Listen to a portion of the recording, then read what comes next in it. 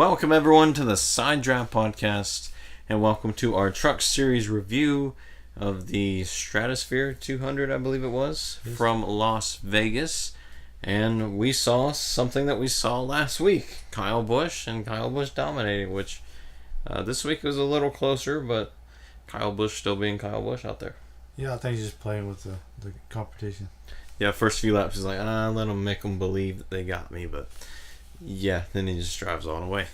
But yeah, he would win the pole, and Grant Enfinger would have to go to the back, he was last fall's winner, so he's trying to go back to back. But we saw a little bit out of him tonight, but not too much. Yeah, one thing we saw, he had a really loose truck. He about lost it off of like turn 2, I believe, and yeah, was like completely sideways. It was all sideways. I was like, wow. So to start it off, it would be Kyle Busch versus Brett Moffitt on the initial start. Kyle Busch would take off. The outside line wouldn't really kick in at all on the restarts.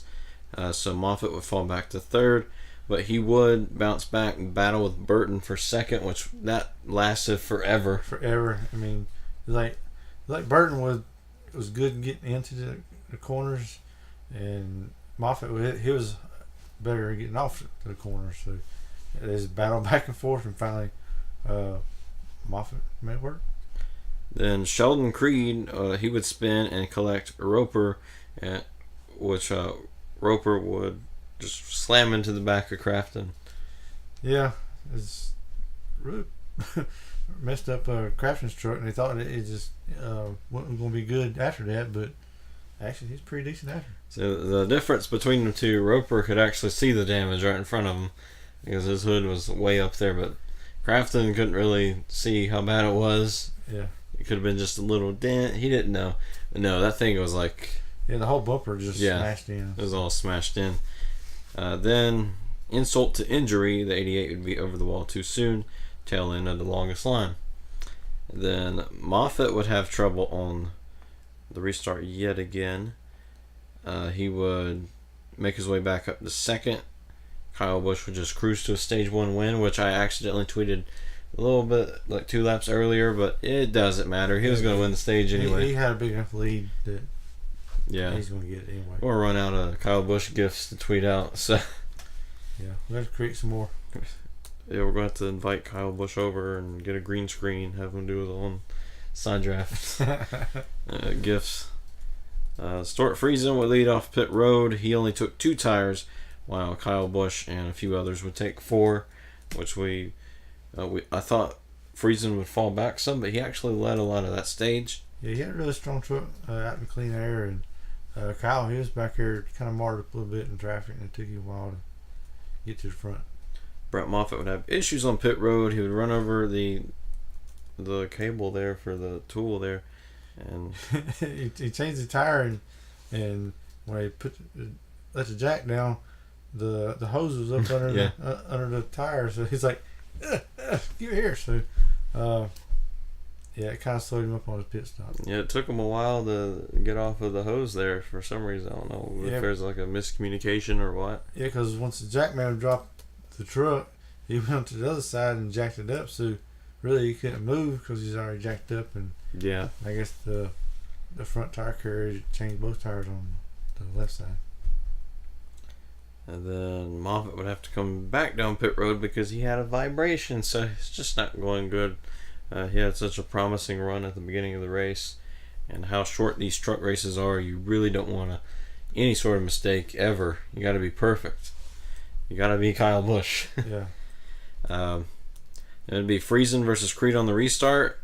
But Ben Rhodes would just make this awesome move to the lead, but then Stuart Friesen would take it back. And then we'd see this battle between Friesen and Kyle Busch, which I thought we would see at the end of the race, but Friesen, his car kind of just faded away. Yeah, I figured that Busch would just blow him by him, but I guess the arrow push and Friesen would just take his line away, and I mean it just it's really good driving from Friesen. But I believe his truck might have got loose or something, and Kyle got the lower side of it. And then with round 6 to go, Kyle would just blow right by him, and he would win stage 2. Yeah, I was hoping to see Friesen at least win a stage, but I guess he couldn't hold Kyle off long enough. Yeah, there's just no points anybody can make right now since Kyle Busch isn't really battling for the championship. He's just there for bragging rights and also to help the other members of the team, especially when Christian Eckes drives in, I believe, Martinsville next week or next race. So, it gives that team some owner points, I guess. Yep. So stage 3 would begin. Kyle Busch would maintain the lead with Ross Chastain in second with Nice Motorsports. So that's really awesome for them. Yeah, he had a really strong truck too. Friesen would be in third. Kyle Busch would take off. Friesen would be right there, right behind him. But the aero push is just too much. Nothing anyone could really do to get around anyone. Yeah, I believe at that time, Kyle, he was real tight. And Friesen, had a really strong truck at that point. He's probably faster than Kyle at that segment of the race. But I believe Friesen, he got kind of loose after that. So. And then Kyle would get to like a 3-second lead. Brett Moffitt would eventually get around Friesen. Also, Austin Hill, he would be down pit road because he was overheating. So the only other guy that's got to win in the Truck Series, he's the only one locked into the playoffs right now. So that doesn't really affect him that much. But still, they need to figure out what necessarily caused that issue. Because I don't think any sort of trash was on the grill or anything. It's just something happened there. I ain't sure what happened. He just started overheating. Then we'd see some pit stops. Wasn't too sure about the strategy here with Kyle Busch being like 3 to 4 seconds ahead. I didn't really think anyone could try anything. But Brett Moffitt would come in like 4 laps earlier than Kyle Busch. And we saw that Moffitt was right there. Took 2 tires, forced Kyle Busch to take 2 tires, and he was right there. But just couldn't get around him. The aero push was too much, and he got, just a little bit of that splitter on the apron there, and lost all that momentum that he had, and just never got it back. And Kyle Busch would be your winner. Yeah. So no one really had anything for Kyle Busch. I think Brett Moffitt kind of did, but still just not the same as Kyle Busch. Yeah, we didn't see much out of Johnny Sauter. I figured we'd probably see a lot more out of him, but I believe his truck was really too loose or something. But I believe he finally managed to make it to eighth position. Yeah, a lot of these trucks were fighting the loose side. We saw like Grant Enfinger, he was sideways, and Sheldon Creed, he was spinning out because it was so loose. So yeah, a lot of them was really extremely loose or really tight. So it's kind of hard to find a balance on what the trucks really needed. Yeah, so this was a very short race review. Not too much happened.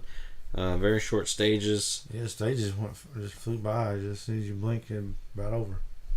So yeah, I mean, it was a typical race at Las Vegas in the trucks.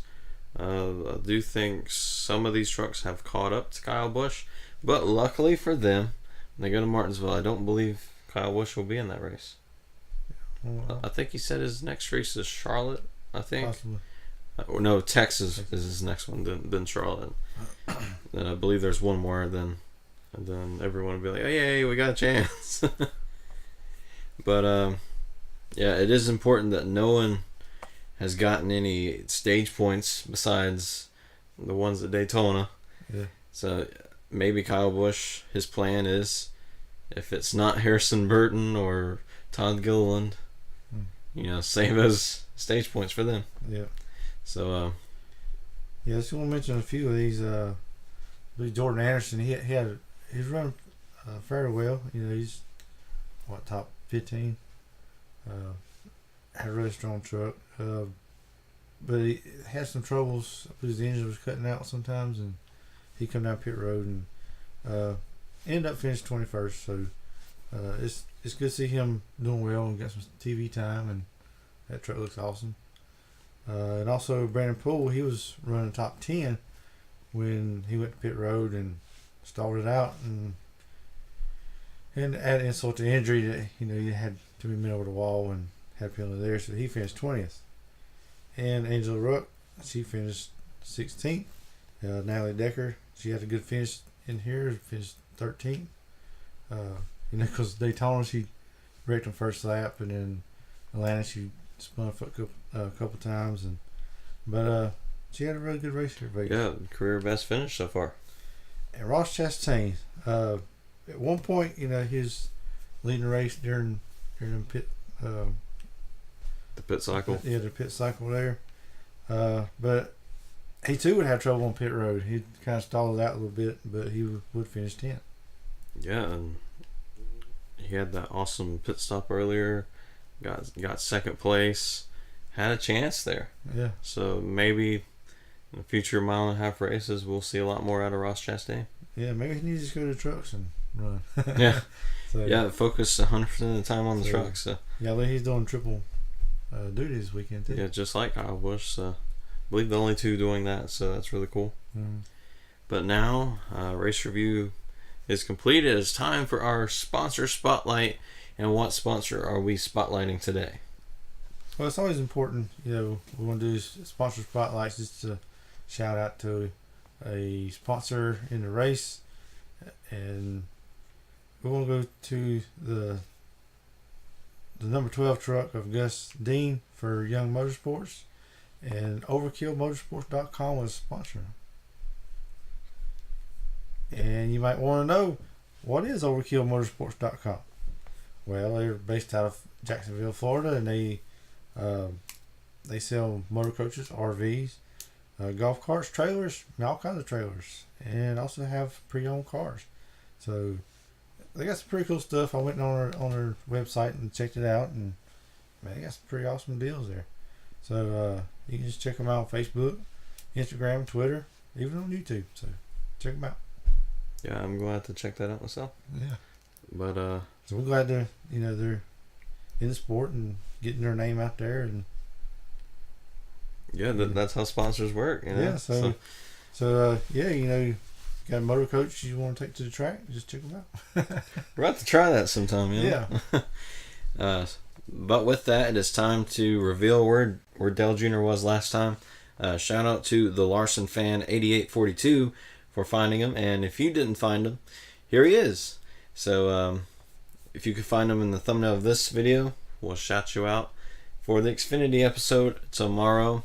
Will Kyle Busch be on that thumbnail again? We don't know. He's got a good shot, but he did have some issues in practice. Also look out for Christopher Bell. I believe he's really fast.